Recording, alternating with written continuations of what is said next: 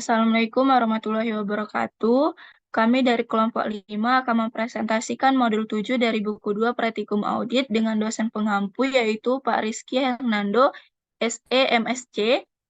Sebelumnya kami akan memperkenalkan anggota kelompok kami yaitu saya sendiri Sylvia Rahani dengan NIM akhir 147, Aude Maya Angelia Putri dengan NIM akhir 151, Muhammad Zahwan Naufal dengan NIM akhir 154, Indira Putri Ramadhani dengan NIM akhir 158, lalu Padilla dengan NIM akhir 160, dan terakhir yaitu Nurul Salasa dengan NIM akhir 233.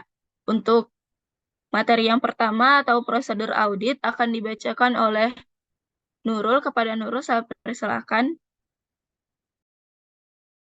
Baiklah, terima kasih moderator. Di sini saya akan menjelaskan prosedur audit. Yang pertama, siapkan schedule utama sehubungan dengan audit aset tetap. Itu ada di indeks C. Kedua, minta daftar aset tetap yang mencakup tanggal perolehan, nilai perolehan, unit, akumulasi penyusutan, beserta nilai bukunya, cocokkan dengan saldo akun kontrolnya. Itu ada di buku 1 halaman 160 sampai 162. Lanjut nomor 3, pelajari kebijakan akuntansi mengenai kapitalisasi nilai perolehan aset tetap dan perhitungan penyusutan. Apakah diterapkan secara konsisten dengan periode sebelumnya? Bila terjadi perubahan metode kebijakan dan tarif penyusutan, pelajari efek kumulatifnya dan apakah nilai metode baru tersebut wajar. Itu ada di buku 1 halaman 23. Yang keempat, periksa transaksi mutasi penambahan dan pengurangan apakah telah mendapatkan persetujuan dari pejabat yang berwenang. Mutasi penambahan itu tidak ada persetujuan dari pejabat yang berwenang sesuai dengan internal control kuesionernya. Selanjutnya ada mutasi pengurangan. Mutasi pengurangan penjualan penghapusan piutang. Perhatikan apakah ada akun akumulasi penyusutan telah didebit, ada sebagaimana seharusnya atau tidak. Itu ada di halaman 160 sampai 162 di buku 1. Selanjutnya nomor 5, apakah ada construction in progress, telaah biaya yang dibebankan. Apabila pembangunan aset ini disubkontrakkan ke pihak lain, perhatikan apakah ada pencatatannya sudah sesuai dengan presentasi penyelesaiannya dengan melihat perjanjian kontrak dan berita acara penyelesaian dikaitkan dengan kewajiban yang ditimbulkan pada periode yang sama. Itu ada di buku 1 halaman 162 dan internal kuesioner nomor 4. Yang keenam, apabila ada aset yang tetap diperoleh melalui sewa guna usaha, bandingkan daftar aset dengan perjanjian sewa guna usaha tersebut. Telaah apakah pencatatan sudah sesuai dengan pencatatan Standar Akuntansi Keuangan nomor 30, bandingkan dengan kewajiban dalam sewa guna usaha yang timbul. Itu ada di indeks C, buku 1, halaman 162.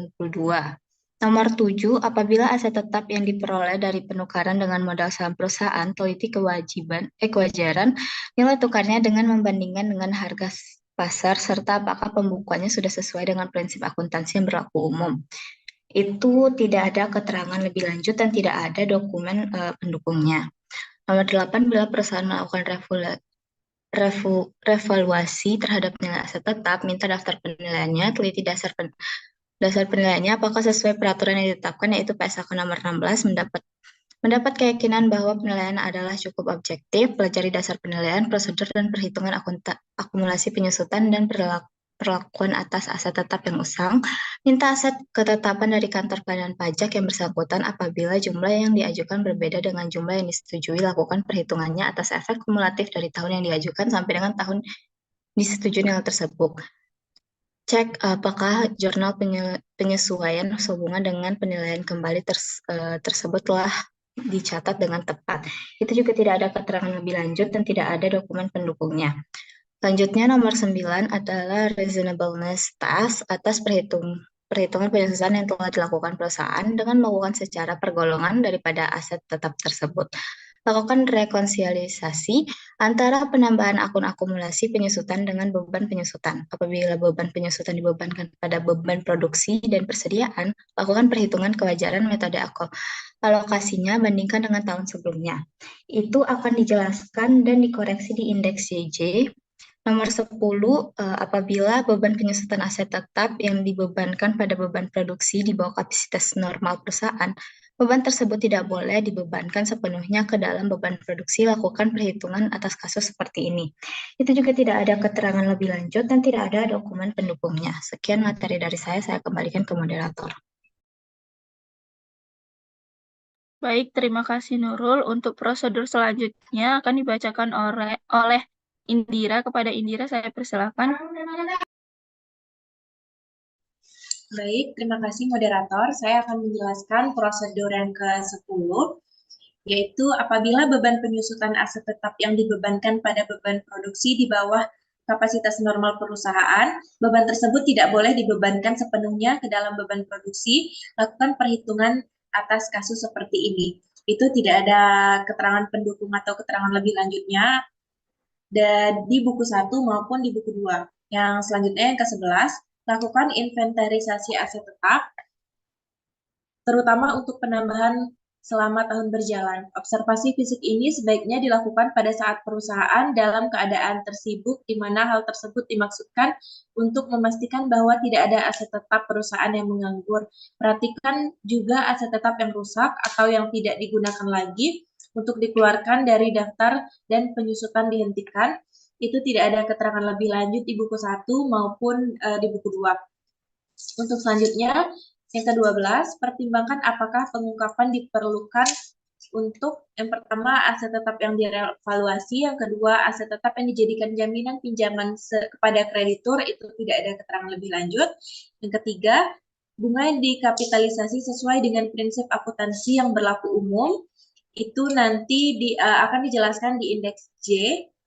Selanjutnya yang keempat, aset tetap dalam sewa, itu nanti akan dijelaskan di indeks J, di indeks M3 dan N1.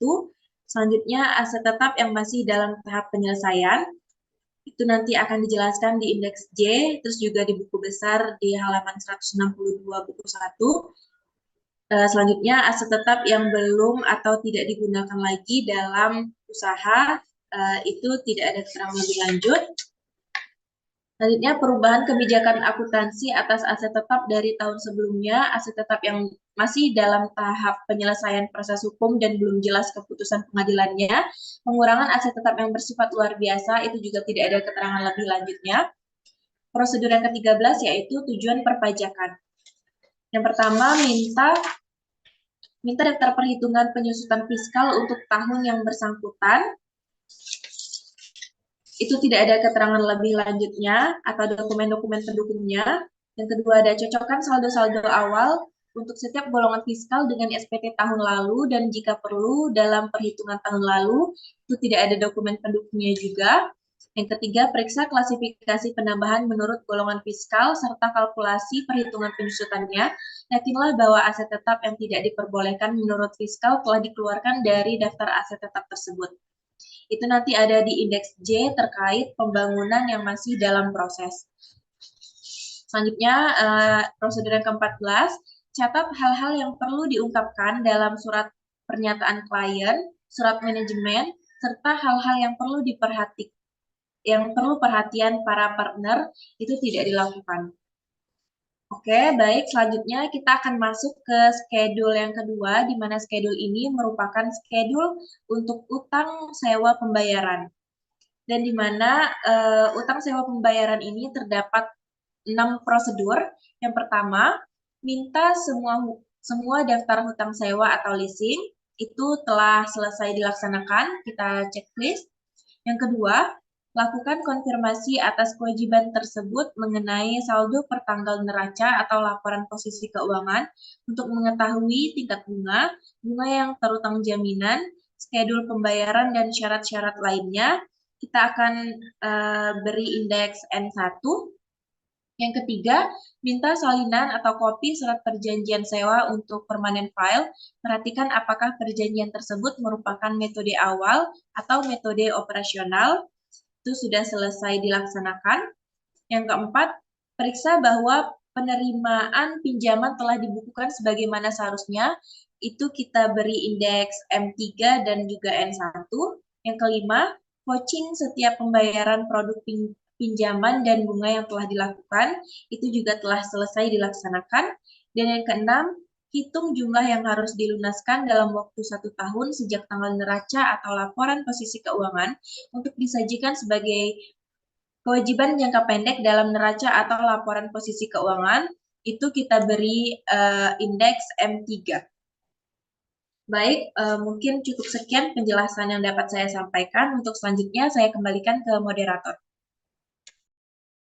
Baik, terima kasih Indira. Untuk materi selanjutnya yaitu kertas kerja yang akan saya jelaskan sendiri. Untuk yang pertama itu bisa kita lihat bahwa di tabel kertas kerja ini terdapat harga perolehan, akumulasi penyusutan, nilai buku. Di sini datanya per klien. Dan ada juga ini tabel untuk nanti penyesuaian-penyesuaian yang ada. Dan nanti hasilnya yaitu per audit. Untuk sebelum itu kita lihat dulu pemeriksaannya. Boleh diganti ke slide catatan pemeriksaan. Baik, bisa kita lihat di buku 1 halaman 162 itu terdapat hasil temuan pemeriksaan terhadap aset tetap selama tahun pemeriksaan 2018. Yang pertama itu bangunan dan prasarana. Itu bisa kita lihat bahwa mereka membangun gedung seluas 1.000 meter persegi pada November 2018 dengan memakan biaya itu sebesar 1.500.000.000 juta. Sampai dengan akhir tahun 2018, perusahaan belum melakukan pembayaran pajak PPN atas bangunan yang dibangun sendiri. Karena PPN yang dibangun sendiri itu berbeda, maka perhitungannya menggunakan DPP, yaitu sebesar 20%. Maka perhitungannya adalah 10% dikali 20% dari 10% nilai bangunan tersebut, yaitu 20% dikali 10% dari 1.500.000 juta mendapatkan hasil 30 juta. Lalu kita bisa menjurnal, yaitu perusahaan belum melakukan pencatatan PPN atas bangunan yang dibuat sendiri dengan mendebit akun bangunan dan prasarana sebesar 30 juta dan mengkredit akun utang PPN sebesar 30 juta. Lalu ada temuan yang kedua, yaitu kendaraan bermotor pada tanggal 25 Juli telah membeli 3 unit truk call Mitsubishi dengan cara tukar tambah dengan harga perolehan sebesar 300 juta. Harga perolehan truk Nissan yang diperoleh tanggal 16 Juli 2017 adalah 80 juta dan akumulasi penyusutannya sebesar 16 juta. Kendaraan lama dinilai dengan harga pasar sebesar 59.371, sedangkan sisanya dibayar tunai oleh perusahaan. Dan perusahaan mencatat sebagai berikut, yaitu mendebit kendaraan bermotor sebesar 240.629.000 dan mengkredit Bank Lopo sebesar 240.629.000. Lalu pada tanggal 5 Maret 2018, perusahaan melakukan pembelian 2 unit mobil Colt Mitsubishi dengan cara sewa pembiayaan kepada PT Maju dengan rincian sebagai berikut. Nah, maka dari itu, kita membuat perhitungan terlebih dahulu, seperti di gambar tersebut, yaitu harga perolehan truk Nissan ini yang kita ketahui sebesar 80 juta, lalu akumulasi penyusutannya itu sebesar 16 juta. Kita kurangi harga perolehan dengan akumulasinya ini, mendapatkan nilai 64 juta sebagai nilai buku. Lalu kita ketahui bahwa nilai pasar dari harga kendaraan tersebut yaitu 59.371. Nilai buku dikurangi nilai pasar, mendapatkan angka 4.629.000 sebagai rugi pertukaran aset. Lalu didapatkan harga perolehan aset baru itu sebesar 300 juta dan dicatat hanya sebesar 240.629.000 yang artinya terdapat kurang catat sebesar 59.371.000. Maka kita bisa menjurnal sebagai berikut. Mendebit kendaraan bermotor diambil dari kurang catat sebesar 59.371.000. Lalu mendebit akumulasi penyesuaian kendaraan bermotornya yaitu sebesar 16 juta dan rugi pertukaran aset ini sebesar 4.629.000. Lalu kita mengkredit kendaraan bermotor yang didapat angkanya dari harga perolehan tadi. Dan debit dan kredit ini harus sama nilainya. Baik, selanjutnya itu pada tanggal 5 Maret 2018, perusahaan melakukan pembelian 2 unit mobil Colt Mitsubishi dengan cara sewa pembiayaan kepada PT Maju dengan rincian harga perolehan 132.019.000 dengan membayar uang muka sebesar 36.019.000 dan pokok pinjamannya sebesar 96 juta. Lalu bunganya sebesar 27.981.000 dengan jumlah pinjaman jadinya 123.981.000.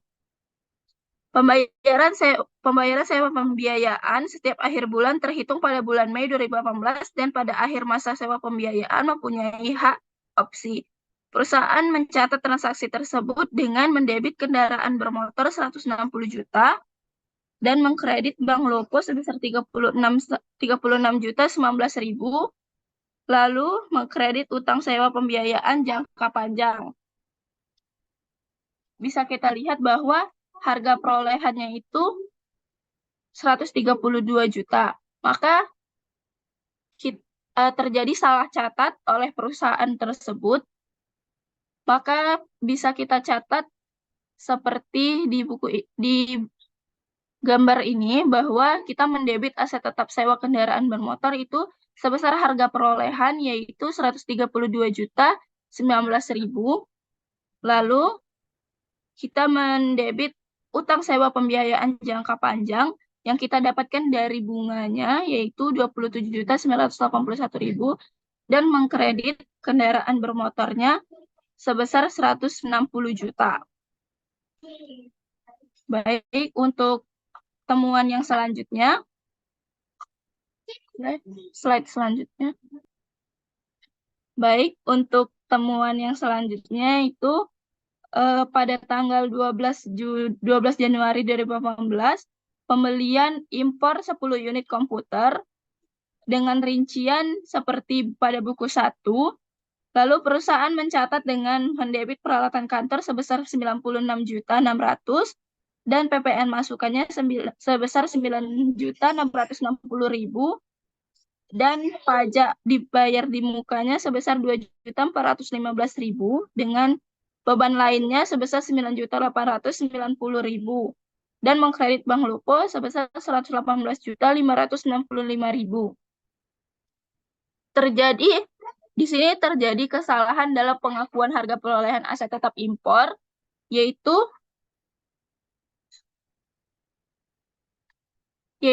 kita mendebit peralatan kantor sebesar 9.890.000 yang kita dapatkan dari beban lainnya dan mengkredit akun beban lainnya sebesar 9.890.000. Lalu untuk temuan selanjutnya yaitu pada tanggal 23 Desember 2018 dijual 1 unit komputer Wernes dengan harga jual 3.500.000 yang diperoleh tanggal 11 Mei 2016 dengan harga 3 juta. Yang dibukukan dengan mendebit Bank Lopo sebesar 3.500.000, mengkredit peralatan kantor sebesar 1 juta, dan mengkredit laba atas penjualan aset tetap sebesar 2.500.000. Maka kita akan melakukan perhitungan penjualan aset tetap terlebih dahulu. Yang pertama yaitu terdapat harga jual sebesar 3.500.000 seperti yang disebutkan. Lalu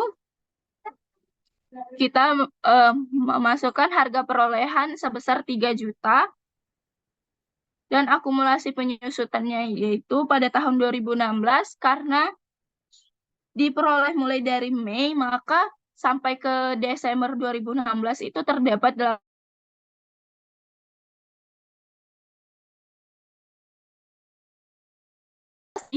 untuk penuh, maka sebesar 600.000 dan diperolehlah jumlah akumulasi penyusutannya yaitu sebesar 1.600.000. Lalu nilai buku ini didapatkan dari harga jual dikurangi dengan nilai buku didapatkan dari harga perolehan dikurangi dengan jumlah akumulasi penyusutannya, yaitu terdapat 1.400.000. Lalu, laba atas penjualan aset tetap ini didapatkan dari harga jual dikurangi nilai buku, mendapatkan angka sebesar 2.100.000. Maka perusahaan ini ternyata salah mencatat, yaitu laba yang seharusnya 2.500.000 yang sebenarnya hanya 2.100.000. Maka kita bisa membuat jurnal koreksi dengan mendebit akun penyusutan peralatan kantor sebesar 1.600.000. Lalu laba atas penjualan aset tetap ini sebesar 2 juta,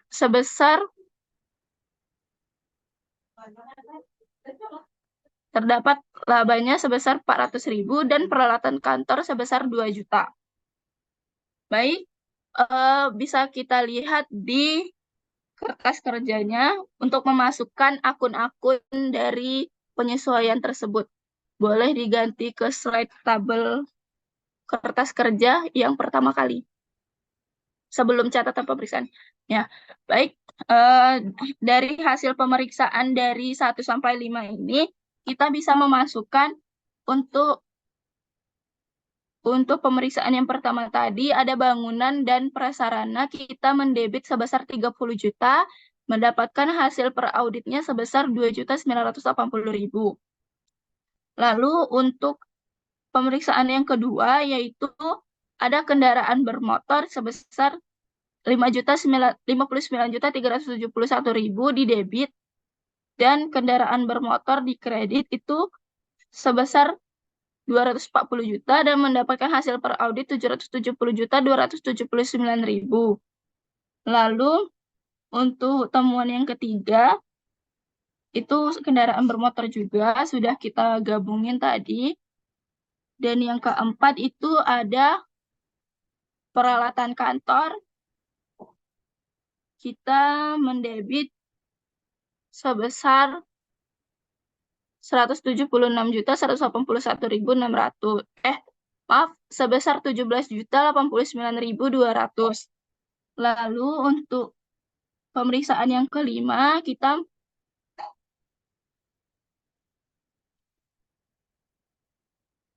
mengkredit sebesar 2 juta di bagian nilai buku. Baik, untuk catatan pemeriksaan selanjutnya akan dijelaskan oleh Zahwan. Kepada Zahwan, saya persilakan. Terima kasih kepada moderator. Untuk selanjutnya, di next slide, di slide ke-7,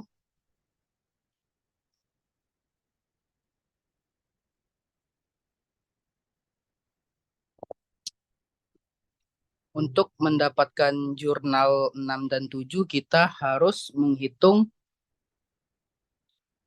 perhitungan atas penyusutan aset tetap. Di kolom ini sudah ada harga perolehan, akumulasi penyusutan, kemudian diperolehlah nilai buku. Jadi untuk mendapatkan nilai harga perolehan 2018, kita dapatkan di buku besar halaman 160 sampai dengan 161 di buku 1 praktik audit. Kita dapat memperoleh informasi berapa bertambah dan berkurangnya aset di 2018. Sementara untuk 2017 sudah tertera di buku. Jadi kemudian untuk mendapatkan akumulasi penyusutan,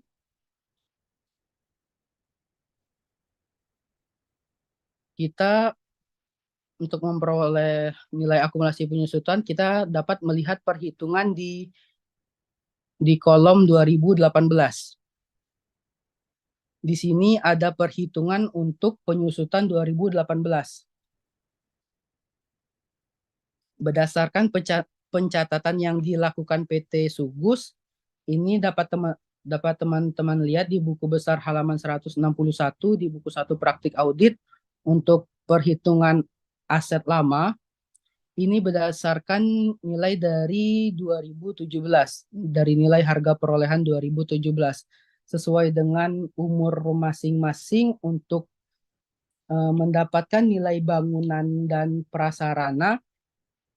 Di sini dibagi 20, jadi 1.350.000.000 kita bagi 20, dapatlah 67.500.000 rupiah. Kemudian untuk mesin di sini umurnya yaitu 10 tahun. Jadi 420 juta kita bagi 10 dapatlah 42 juta. Kemudian untuk kendaraan kita bagi menjadi 5, dapatlah 110.055.800 rupiah. Sementara untuk peralatan kantor kita bagi menjadi 5 juga, yaitu dapatlah hasilnya 16.678.200 rupiah. Kemudian selanjutnya untuk nilai aset baru. Jadi di bagian ini, di bagian bangunan ini terdapat nilai 1.630.000.000. Kita lihat kapan dilakukan reklasnya. Jadi kalau kita lihat di buku 1 halaman 160 terdapat reklasnya atas aset ini, yaitu tanggal 3 bulan 11. Berarti penyusutan itu enggak bisa dihitung penuh 1 tahun. Berarti kita hanya bisa menghitungnya 2 bulan. Jadi cara menghitung aset barunya adalah aset bertambah ini, yaitu 1.630.000.000 kita bagi menjadi 20. Kemudian kita kalikan lagi dengan 12, dengan 2/12 karena tadi hanya 2 bulan, sehingga dapatlah 13.583.333 rupiah. Jadi begitulah caranya, begitupun untuk memperoleh nilai mesin, kendaraan, dan peralatan kantor. Jadi kita lihat perolehannya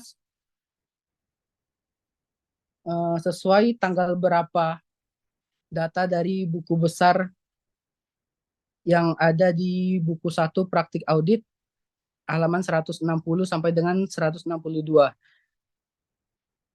Jadi tinggal kita jumlahkan aset lama dan aset yang baru. Dapatlah jumlahnya. Kemudian di sini ada pencatatan. Untuk mendapatkan nilai pencatatan ini, kita dapatkan di buku besar halaman 161 yang sudah saya jelaskan sebelumnya. Kemudian di sini ada selisih. Untuk mendapatkan nilai selisih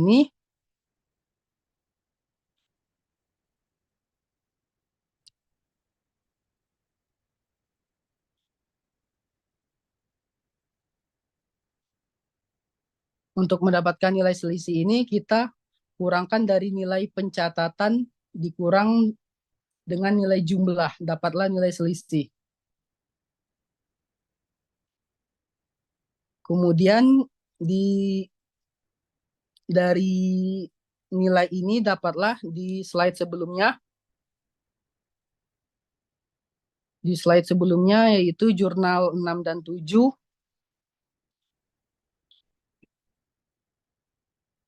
Dapatlah jurnal terjadi kesalahan perhitungan penyusutan aset tetap, dan di jurnal ke-7 dapatlah Dan di jurnal ke-7 dapatlah penyusutan aset tetap sewa yang kita dapatkan dari nilai tersebut. Jadi nilai akumulasi penyusutan di next slide. Untuk nilai akumulasi penyusutan, kita ambil dari nilai jumlah yang bagian penyusutan tahun 2018.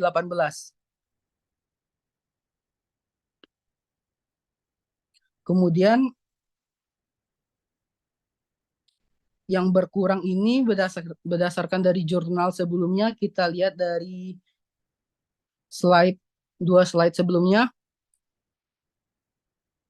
yaitu 16 juta kita dapat dari akumulasi penyusutan kendaraan bermotor.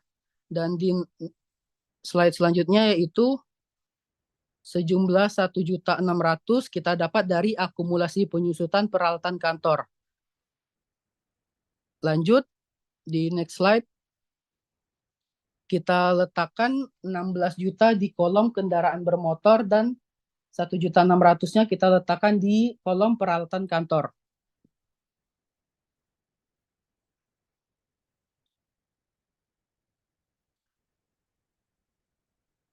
Jadi untuk mendapatkan nilai akumulasi penyusutan 2018 diperoleh dari nilai 2017, kemudian ditambah lalu dikurangkan. Selanjutnya untuk nilai buku untuk tahun 2017 tinggal kita kurangkan saja harga perolehan dikurangkan akumulasi penyusutan tahun 2017. Begitu juga dengan 2018. Sehingga kita mendapatkan total nilai buku pada tahun 2017 yaitu 3.931.202.000 rupiah. Sementara nilai buku tahun 2018 kita mendapatkan 6.080.093.500 rupiah. Baiklah, itu saja yang dapat saya sampaikan. Selanjutnya saya kembalikan ke moderator.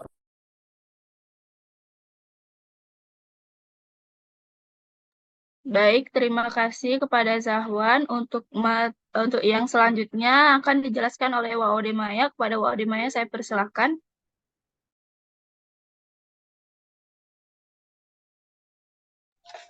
Baik, terima kasih moderator. Baiklah, selanjutnya pada keris kerja ini kita lihat pada buku 1 halaman 162 pada utang sewa jangka pendek.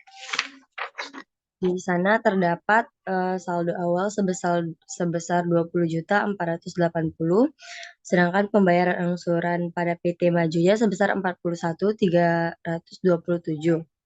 Terus ada pembelian 2 unit mobil Colt sebesar 123.981. Lalu terdapat saldo akhirnya yaitu 103.134.000.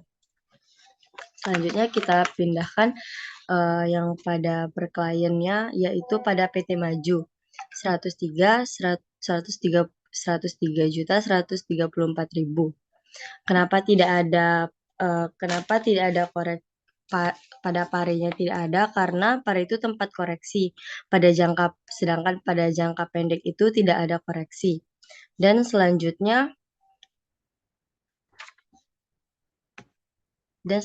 pada catatan pemeriksaan pun tidak ada karena pada utang jangka pendek ini tidak ada catatan pemeriksaannya. Baiklah, sekian saya kembalikan ke moderator.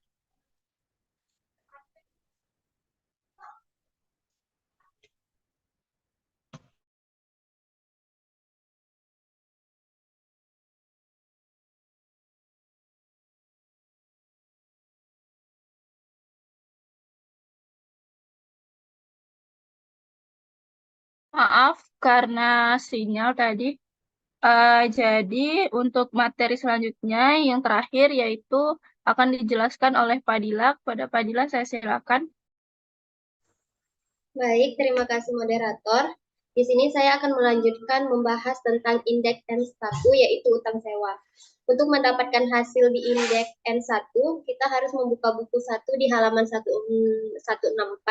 yaitu berdasarkan hasil pemeriksaan atas perjanjian kontrak sewa pembiayaan dengan PT Ciptaning, terdapat sisa masa manfaat 8 bulan dengan angsuran tiap bulan sebesar 3 juta, angsuran pokok sebesar 2.560.000 dan bunga sebesar 440.000 yang dibayar di akhir bulan. Sedangkan sewa pembiayaan pada PT Maju terdapat sisa 16 bulan dengan angsuran tiap akhir bulan sebesar Rp5.165.875 dan telah dilakukan konfirmasi yang dikirimkan pada tanggal 14 Januari 2019 dengan jawaban setuju yang diterima pada tanggal 1 Februari 2019.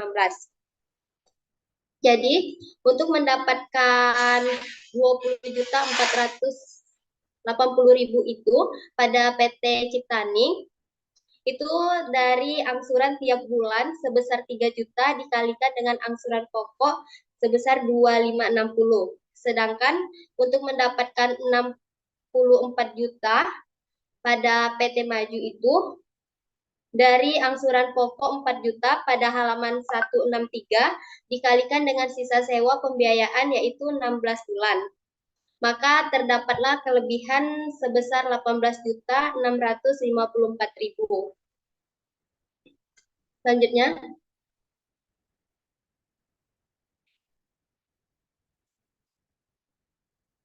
Next.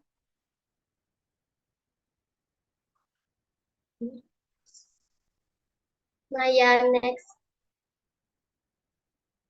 Maka dapat dilihat catatannya bahwa berdasarkan hasil pemeriksaan ditemukan kesalahan catat pada utang sewa jangka panjang kepada PT Maju yang seharusnya sebesar utang pokok yaitu 16 bulan dikali dengan 4 juta sama dengan 64 juta. Jadi pada halaman ini tidak perlu jurnal karena di J3 tadi sudah melakukan koreksi untuk nilai bunga. Sekian penjelasan dari saya kembalikan kepada moderator.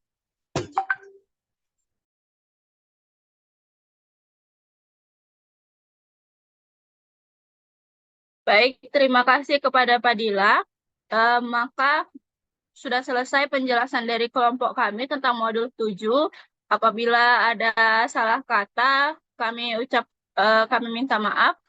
Baiklah, hanya itu yang dapat kami sampaikan. Kami akhiri. Wassalamualaikum warahmatullahi wabarakatuh.